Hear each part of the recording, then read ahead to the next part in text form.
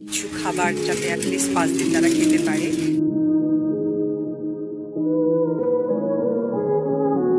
সকল প্রকার ত্রাণ নিয়ে বন্যার্তদের সাহায্য করতে চলেছেন অপু বিশ্বাস।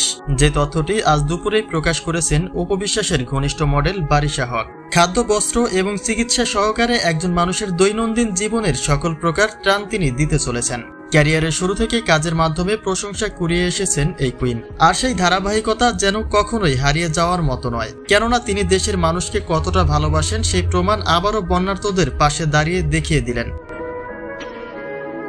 ত্রিপুরার বাঁধ খুলে দেওয়ায় প্রায় ডুবুডুবু অবস্থা বাংলাদেশের প্রায় 10টি জেলার। তবে ভারতীয় কর্তৃপক্ষরা এই বিষয়ে অস্বীকার করলেও রাজনৈতিক দিক থেকে পরিকল্পিত বন্যা বলেই মনে করা হচ্ছে, কেননা যে ঘটনা বিগত 30 বছরেও ঘটেনি সেটি কিনা শেখ হাসিনা পদত্যাগের পরেই দেখা গেছে।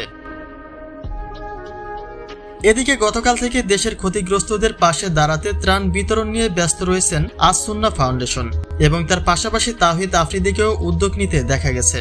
কিন্তু তখন পর্যন্ত শিল্পী সমিতির কারোই দেখা মেলেনি বন্যার্তদের পাশে। তবে এবার আর পিছিয়ে নেই অপু বিশ্বাস।